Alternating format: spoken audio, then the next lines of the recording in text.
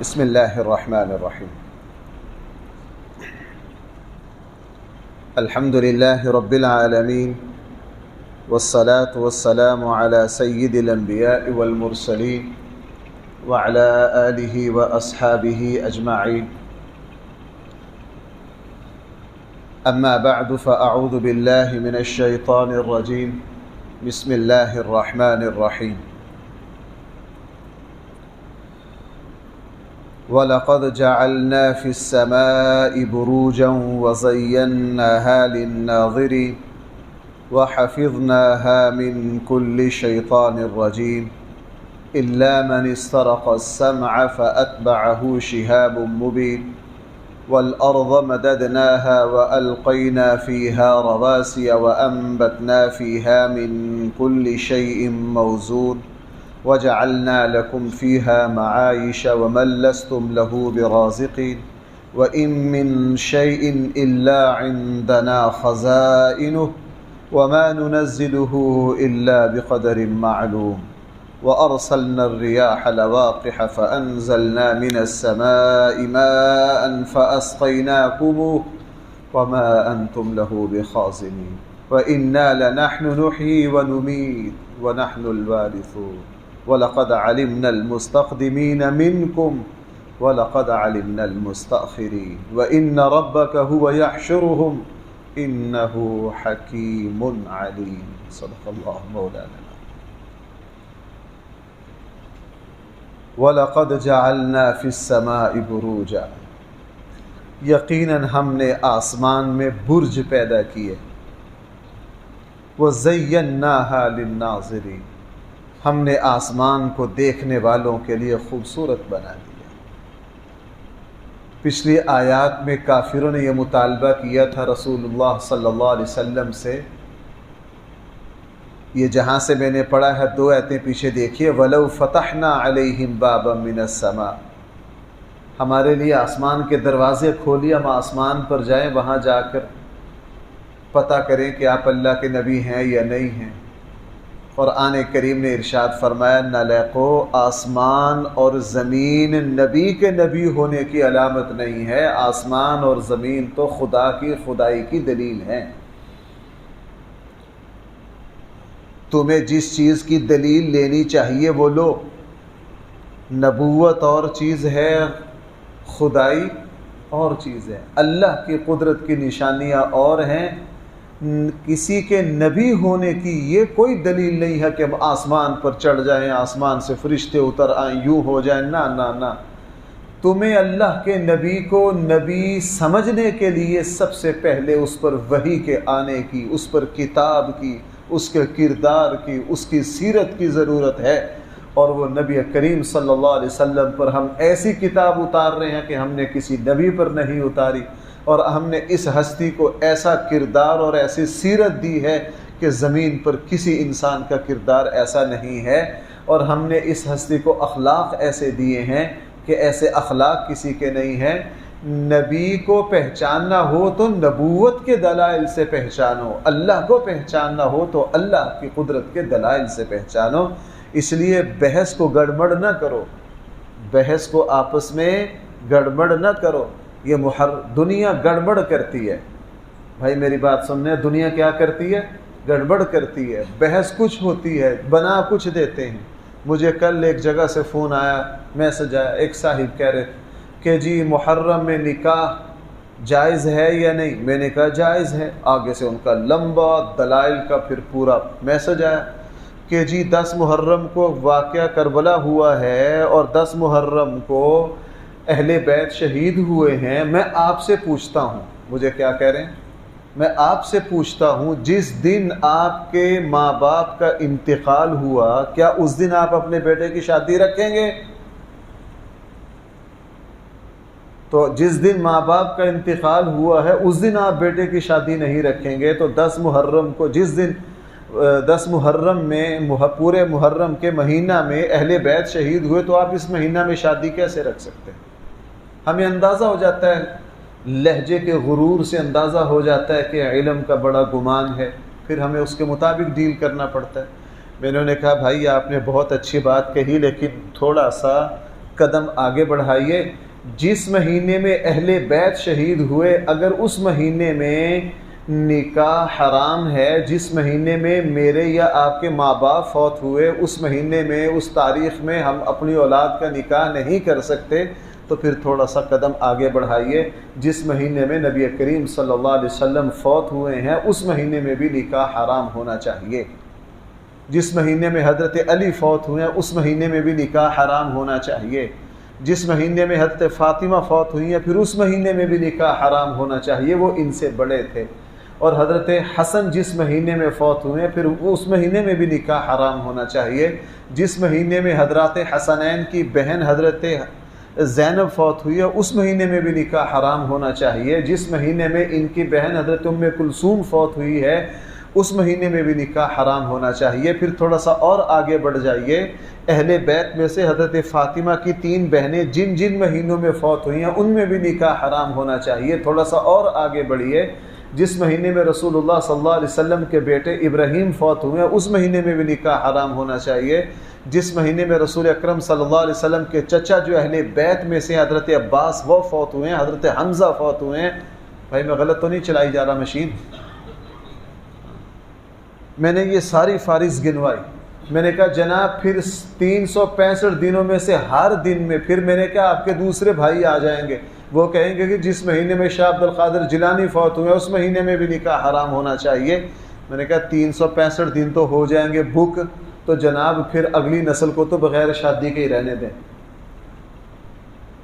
اگلی نسل کو تو بغیر شادی کے ہی رہنے دیں، چونکہ جو بھی شادی کی تاریخ رکھیں گے اس دن کوئی نہ کوئی اہل اسلام کی بڑی ہستی دنیا سے.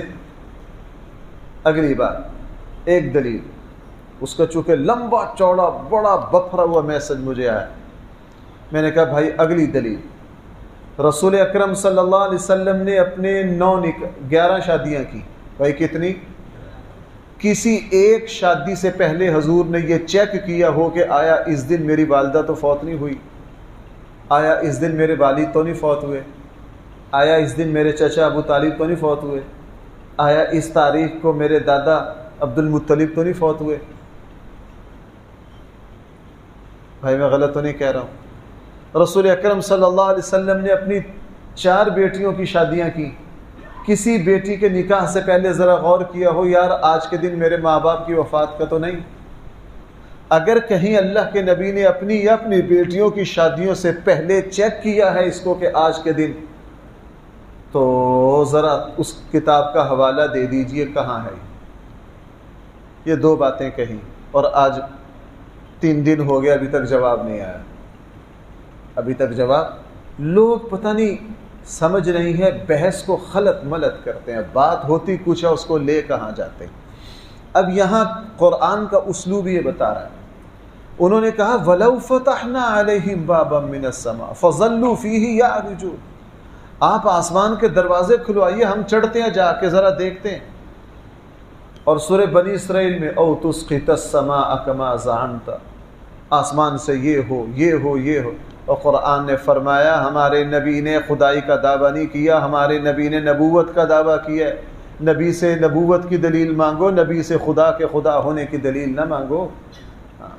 باقی رہا اب ہماری طرف آؤ کہ زمین و آسمان کو کس نے پیدا کیا ہے، لوگ خدا کی خدائی کے دلائل لے لو. فرمایا وَلَقَدْ جَعَلْنَا فِي السَّمَاءِ بُرُوجًا، ہم نے آسمان میں بھائی کیا پیدا کیے؟ برج. برج سے کیا مراد ہے؟ برج سے یا تو مراد ہیں آسمان میں وہ جگہیں، وہ بڑے بڑے مرکز جہاں اللہ تعالیٰ کے فرشتے رہتے، جہاں اللہ تعالیٰ کے فرشتے رہتے. امام بخاری رحمہ اللہ نے بھی اس حدیث کو ذکر کیا. رسول اللہ صلی اللہ علیہ وسلم نے فرمایا جب اللہ تعالیٰ کی طرف سے کوئی حکم فرشتوں کو ملتا ہے تو فرشتے اللہ تعالیٰ کی عظمت اور اللہ تعالیٰ کے روب میں اپنے پر ہلاتے ہیں، پھڑ پھڑاتے ہیں، اور پورے آسمان پر ان کی آواز ہوتی. اور وہ پھڑ پھڑانے کے بعد جب اللہ تعالیٰ کا روب کم ہو جاتا ہے، ان کو کچھ حوصلہ ہوتا ہے، تو پھر وہ کہتے ہیں ہمارے اللہ نے جو بھی ہمیں حکم دیا ہے وہ بالکل سچ ہے. اس کے بعد پوچھتے ہیں کہ اب اللہ کا کیا حکم ہے، اور اللہ تعالیٰ کی طرف سے جو حکم ملتا ہے پھر اس حکم کو وہ نافذ کرتے ہیں. اس حکم کو وہ کیا کرتے ہیں؟ نافذ کرتے ہیں، یا تو فرشتوں کے رہنے کی جگہ مراد ہے۔ نمبر 2، بعض اہل علم نے فرمایا کہ ہر روز سورج نئی سے نئے جگہ سے نکلتا ہے۔ سورج کے طلوع ہونے کی اور غروب ہونے کی جو جگہ ہے قرآن نے ان کو برج کہا ہے۔ بہرحال یہ جو 12 برج اور 13 برج لوگوں نے نکال رکھے آسمانوں پر، یہ کیفیات سیارے تو ہیں، وہ بھی مراد ہو سکتے ہیں۔ اس لیے فرمایا وَلَقَدْ جَعَلْنَا فِي السَّمَاءِ بُرُوجًا، ہم نے پیدا کی ہے آسمان میں برج، وَزَيَّنَّاهَا لِلنَّاظِرِينَ، اور ہم نے آسمان کو دیکھنے والوں کے لیے خوبصورت بنا دیا۔ ستارے اب تو شہروں میں روشنیاں آ گئیں جس سے نظریں ستاروں تک نہیں جاتی۔ بندہ کبھی شہر سے دور ہو جہاں زمینی روشنیاں نہ ہو اور چاند بھی مدھم ہو، تو پھر ذرا دیکھیے کہ آسمان کے ستارے ہمیں کیا پیغام دیتے ہیں۔ وَحَفِظْنَاهَا مِن كُلِّ شَيْطَانٍ رَّجِيمٍ، اور ہم نے محفوظ کر دیا ہے آسمان کو ہر مردود شیطان سے۔ إِلَّا مَنِ اسْتَرَقَ السَّمْعَ، ہاں جو چوری چوری سن کر بھاگے، فَأَتْبَعَهُ شِهَابٌ مُّبِينٌ، تو اس کے پیچھے لگ جاتا ہے ایک شعلہ، ایک واضح شعلہ اس کے پیچھے لگ جاتا ہے۔ نبی کریم صلی اللہ علیہ وسلم سے پہلے یہ آسمان پر چلے جاتے تھے شیاطین، اور فرشتے جب وہاں بیٹھ کر آپس میں اللہ تعالیٰ کی طرف سے ملنے والے احکام پر مذاکرہ کر رہے ہوتے، وہاں ترتیب بن رہی ہوتی، تو یہ شیاطین جنات کچھ نہ کچھ سن لیتے، اور سن کر نیچے آ کر پھر اپنے چمچوں کو بتاتے، نجومیوں کو بتاتے، وہ اس میں اپنا جھوٹ سچ ملا کے آگے غیب کی خبریں دیتے۔ رسول اللہ صلی اللہ علیہ وسلم کو جب اللہ نے نبوت عطا فرمائی تو شیاطین کا آسمان تک جانا بند کر دیا گیا، اور شہاب ثاقب کی ڈیوٹی لگا دی۔ یہ کیا ہے؟ سائنسی طور پر یہ کہا جا سکتا ہے، سائنس یہ کہتی ہے کہ جو ستارے ہیں یہ ایک بڑی حرارت والے کرہ ہیں، اور ان سے کچھ چیزیں ٹوٹتی ہیں۔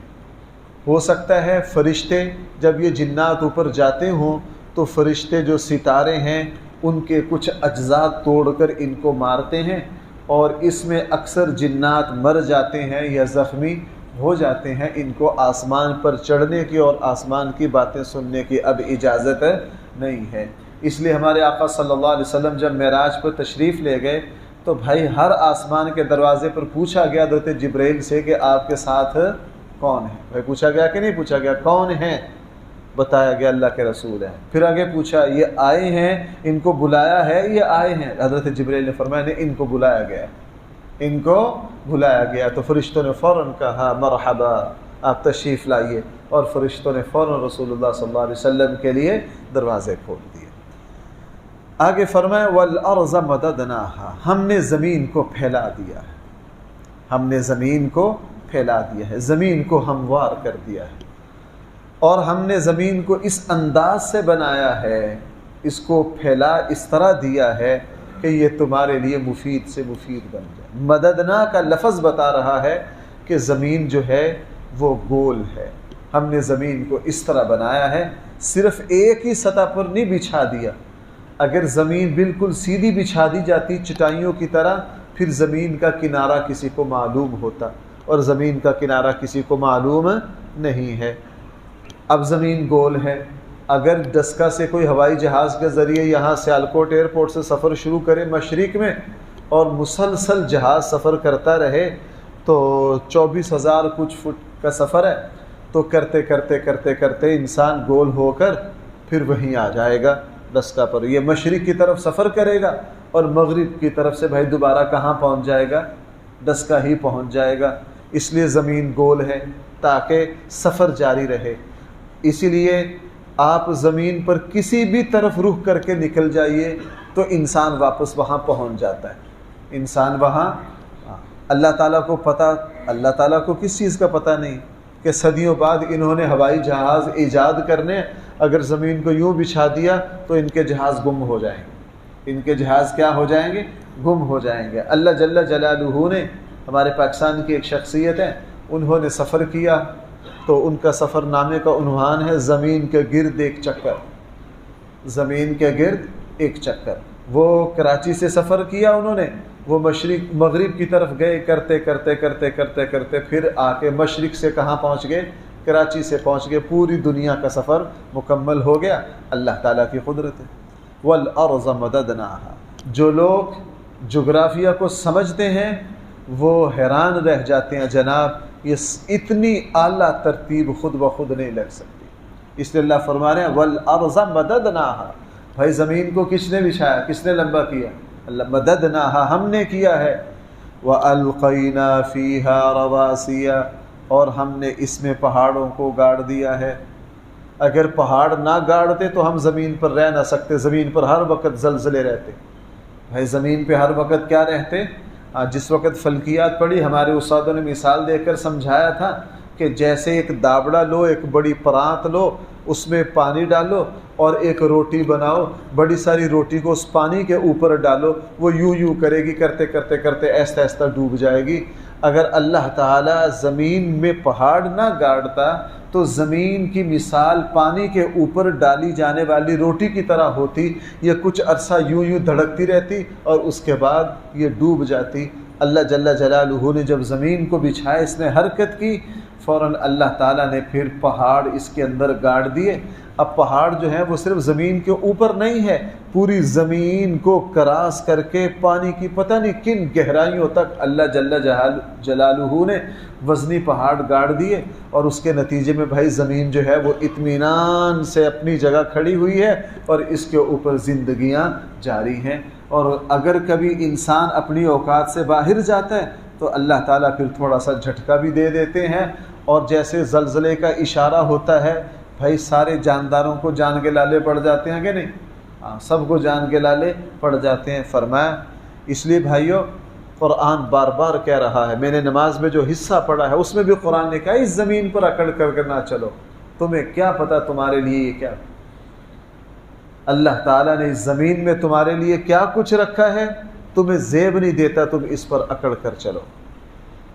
اس لیے کہ یہ زمین اگر تمہیں قطرہ پانی کا نہ دے تم پیاس سے مر جاؤ، یہ زمین تمہارے لیے، اس زمین پر اکڑ کر چلتے ہو، جس نے تمہارے سارے ذائقے محفوظ کیے، جس نے تمہارے لیے پانی محفوظ کیا، یہاں تک کہ مرنے کے بعد یہی زمین تمہیں سنبھالتی ہے۔ جو لوگ فطرت سے ہٹے ہیں ہندوؤں کی طرح، جو آگ لگاتے ہیں، جا کے دے ہمارے ڈسکا ہی کے ایک صاحب ہندوستان سے آتے ہیں مہمان، وہ ایک دن میرے پاس بیٹھے تھے، بتا رہے تھے، کہنے لگے جی جہاں ہندو جلاتے ہیں، جو مردے جلتے ہیں، 2-2 3-3 کلومیٹر تک تعفن پھیلا رہتا ہے، 2-2 3-3 کلومیٹر تک کیا پھیلا رہتا ہے؟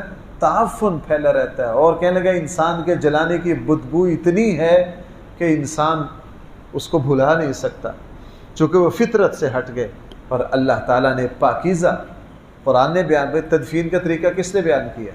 اللہ نے نا فَبَعَثَ اللَّهُ غُرَابًا يَبْحَثُ فِي الْأَرْضِ لِيُرِيَهُ كَيْفَ يُوَارِي سَوْءَةَ أَخِيهِ، جب زمین پر پہلا قتل ہوا، قابیل نے حابیل کو قتل کیا، تو اس کو اب اس کی میت کو ٹھکانے کیسے لگانا ہے، اللہ تعالیٰ نے فرشتے کو کس شکل میں بھیجا؟ فَبَعَثَ اللَّهُ غُرَاب، کوے کی شکل میں بھیجا، کوے نے تدفین کا طریقہ بتایا۔ بہرحال وَالْأَرْضَ مَدَدْنَاهَا وَأَلْقَيْنَا فِيهَا رَوَاسِيَ، اور ہم نے اس زمین میں پہاڑ گاڑ دیے، وَأَنبَتْنَا فِيهَا مِن كُلِّ شَيْءٍ مَوْزُونٍ، اور ہم نے اگائے اس زمین میں ہر چیز موزون، بڑے خوبصورت سائز میں اور بڑے اندازے سے۔ اب قرآن 2 باتیں کہہ رہا ہے بھائی، ذرا سننا، 2 باتیں قرآن کہہ رہا ہے۔ ہم نے زمین میں ہر چیز اگائی بھی، اور ہر چیز ایک قید کلیے کے مطابق زینت دے کر۔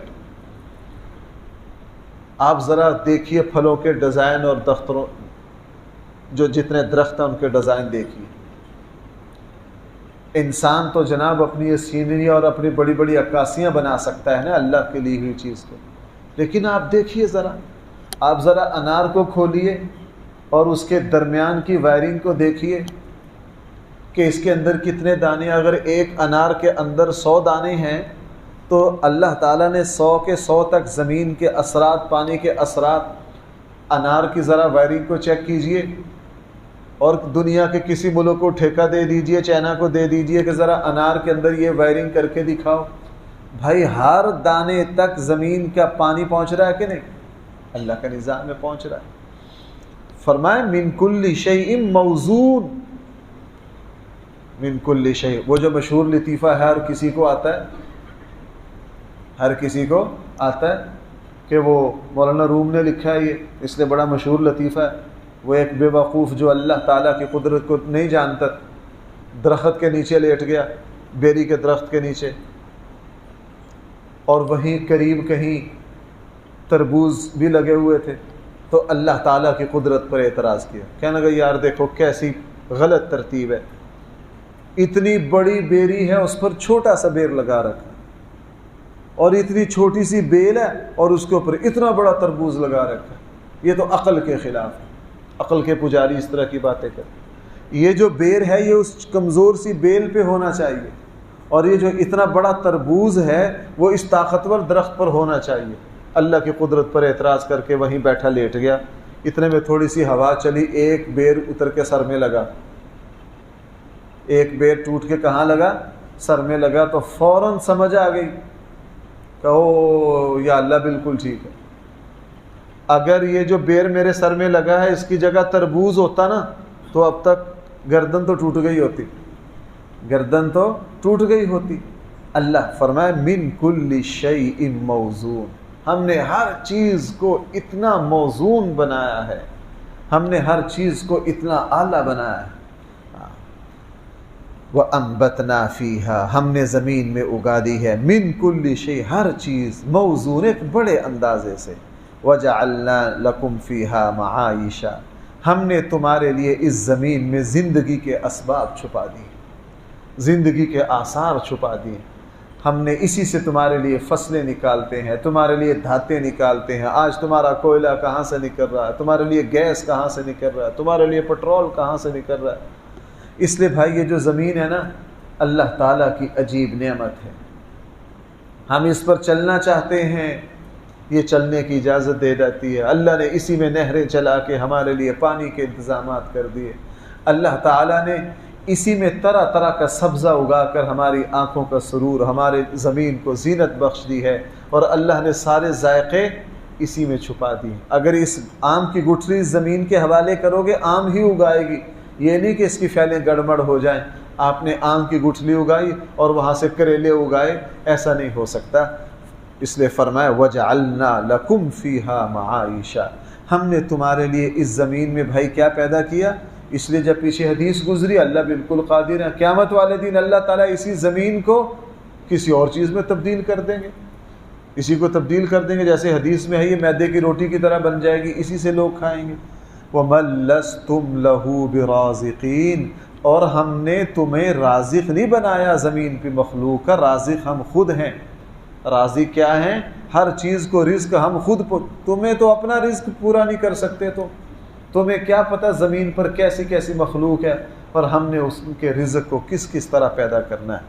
وَإِن مِّن شَيْءٍ إِلَّا عِندَنَا خَزَائِنُهُ، اب یہ پورے رکوع کی مرکز ہے یہ آیت، کوئی چیز ایسی نہیں ہے الا عندنا خزائنہ، مگر ہمارے پاس اس کے خزانے کے خزانے۔ یہ قرآن کیا کہہ رہا ہے؟ کوئی چیز ایسی نہیں ہے کہ ہمارے پاس تھوڑی سی ہو۔ آم ابھی آ رہے ہیں، اللہ تعالیٰ کہہ دے بھائی پیچھے سٹاک ختم ہو گیا، نہیں، کوئی چیز ایسی نہیں ہے، یہاں تک کہ نظر نہ آنے، عزت نظر نہیں آتی، اس کے خزانے اللہ کے پاس ہیں۔ صحت نظر نہیں آتی، اس کے خزانے بھی کس کے پاس ہیں؟ اور اللہ کے خزانے کتنے وسیع ہیں؟ دو باتیں سن لیجئے۔ صحیح حدیث میں ہے اللہ تعالیٰ کی ساری مخلوق، اربوں انسان ہیں، کھربوں جنات اور فرشتے، ساری جاندار مخلوق ایک ہی لمحہ میں اللہ تعالیٰ سے اپنی اپنی خواہشات، ضرورتیں نہیں، ضرورتیں تھوڑی ہوتی ہیں، خواہشات بہت ہوتی ہیں، اللہ تعالیٰ سے اپنی خواہشات کا اظہار کریں، اور اللہ تعالیٰ انسان، جنات، فرشتے، ساری مخلوق کی ساری خواہشات کو ایک ہی لمحہ میں پورے کر دیں۔ حدیث میں ہے سب کی خواہشات کو پورا کرنے کے بعد اللہ کے خزانوں میں ایک بال کے برابر بھی کمی نہیں آئے گی، ایک بال کے برابر بھی کمی نہیں آئے گی۔ ہم نہیں دیکھتے اللہ جل جلالہ کیا کرتے ہیں۔ اب پچھلے سال گندم کو اللہ جل جلالہ نے ہلکا سا فضاؤں کو، ہواؤں کو آرڈر کیا، گندم وافر ہو گئی۔ بھائی گندم کیا ہو گئی؟ وافر ہو گئی۔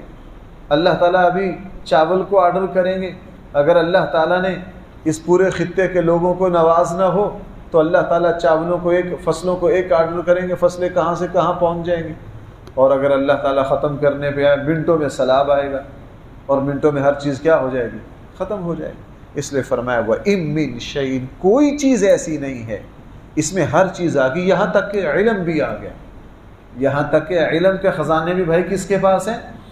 حضرت موسیٰ، حضرت خضر علیہ السلام کے حالات میں آتا، قرآن نے جس سفر کا ذکر کیا ہے نا، حدیث میں آتا ہے کہ جس وقت حضرت موسیٰ، حضرت خضر سفر لگے کرنے، بھائی ذرا سننا میری بات، تکوینی قدرتی نظام کے نبی ہیں حضرت خضر، شرعی نظام کے نبی ہیں حضرت موسیٰ۔ یوں کہہ سکتے ہیں جب یہ دونوں ہستیاں کشتی پر بیٹھ رہی تھی نا، تو یہ روئے زمین پر دونوں نظاموں کی سب سے بڑے عالم تھے۔ یہ دونوں نظاموں کے سب سے بڑے عالم بھائی کس میں بیٹھ رہے ہیں؟ کشتی میں۔ اب جب کشتی لگی نا چلنے، ابھی تو دریا کے کنارے کھڑی ہے، اتنے میں ایک چڑی آئی، ایک پرندہ آیا، اس نے پانی لیا۔ حضرت خضر علیہ السلام نے، چونکہ اس وقت روئے زمین کے سب سے بڑے عالم دونوں جمع ہیں، دونوں کشتی میں بیٹھے، حضرت خضر نے حضرت موسیٰ سے کہا، اے موسیٰ، اس پرندے نے جو یہ اتنے بڑے دریا، اتنے بڑے پانی سے چونچ لی ہے، اس کی چونچ میں جو پانی ہے اس کو کیا نسبت ہے اتنے بڑے سمندر سے؟ حضرت موسیٰ نے کہا جی کوئی نسبت نہیں، چھوٹا سا پرندہ ہے، اس کی چھوٹی سی چونچ ہے، اس میں قطرے دو قطرے آئے ہیں، قطرے دو قطرے کی کیا اوقات ہے اتنے لمبے چوڑے دریا کے سامنے؟ کوئی نسبت ہی نہیں، میں کیا بیان کروں؟ تو حضرت خضر نے حضرت موسیٰ سے فرمایا موسیٰ، اگر اس پرندے کی چونچ کے پانی کو سمندر اور دریاؤں کے پانیوں سے کوئی نسبت نہیں ہے، بالکل میرے اور تیرے علم کا یہی حال ہے، میرے اور تیرے علم کو اللہ کے علم کے مقابلے میں کوئی نسبت نہیں ہے، میرا اور تیرا علم اس طرح ہے جس طرح پرندے کی چونچ میں آنے والا پانی، اور اللہ کا علم اس طرح ہے جس طرح یہ دریا اور سمندر۔ اس لیے بھائی اگر کبھی پریشانی ہو نا، میں وظائف کم بتاتا ہوں، اگر کبھی کوئی پریشانی ہو اس آیت کو ذرا پورے یقین کے ساتھ پڑھیے، ورد نہ کیجیے۔ ہمارے یہاں وظیفوں سے کچھ کیوں نہیں ہوتا؟ بھائی وظیفہ جب تک پورے ایمان اور یقین کے ساتھ نہ پڑھا جائے تو کسی وظیفے میں کوئی جان پیدا نہیں ہوتی، کسی وظیفے میں کوئی جان پیدا۔ اب ایک بندہ نہ نماز پڑھے، نہ روزہ رکھے، نہ لینے، دیکھو کسی نے وظیفہ بتا دیا اور رٹ رہے ہیں۔ بھائی میری بات سمجھ پا رہے ہیں؟ جس وقت ہم یہ آیت پڑھیں میرا ایمان اندر سے آواز دے کہ 100% صحیح ہے، ہر چیز کے خزانے کس کے پاس ہیں؟ اللہ کے پاس ہے۔ اندر ہو، اندر ایمان کی کوئی کیفیت نہیں، زبانی پڑھتے رہو من شر اللہ عندنا خزائن و من شر اللہ، پڑھتے رہو کچھ بھی نہیں ہوگا۔ اس لیے دعا میں، وظائف میں طاقت آتی ہے کس سے؟ یقین سے۔ حدیث میں کیا ہے؟ اللہ تعالیٰ سے جب مانگو پورے یقین کے ساتھ مانگو۔ کس کے ساتھ مانگو؟ پورے یقین کے ساتھ مانگو۔ جب پورے یقین کے ساتھ مانگو، جس وقت ہمیں کوئی مجبوری ہو تو 100% میرے دل کی آواز، میرے دماغ اور میرا ایمان یہ پکار رہا ہو، اس میں کوئی شک نہیں، ہر چیز کے خزانے کس کے پاس ہیں؟ جو مجھے نہیں مل رہے وہ میری نااہلی ہے، میں اپنے اللہ سے لے نہیں پا رہا، میں اپنے اللہ سے لے۔ فرمایا وَإِن مِّن شَيْءٍ إِلَّا عِندَنَا خَزَائِنُهُ، ہر چیز کے خزانے صرف اللہ کے پاس ہیں۔ وَمَا نُنَزِّلُهُ إِلَّا بِقَدْرٍ مَعْلُومٍ، اور ہم اپنے خزانوں کو اندازوں کے مطابق اتارتے ہیں۔ اسی آیت سے دوبارہ چلیں گے، یہ بھی اسلوب چل رہا ہے آگے۔ الحمد للہ رب العالمین والصلاة والسلام علی سید الانبیاء والمرسلین وعلى آله وأصحابه أجمعين. ربنا آتنا في الدنيا حسنة وفي الآخرة حسنة وقنا عذاب النار. صلى الله تعالى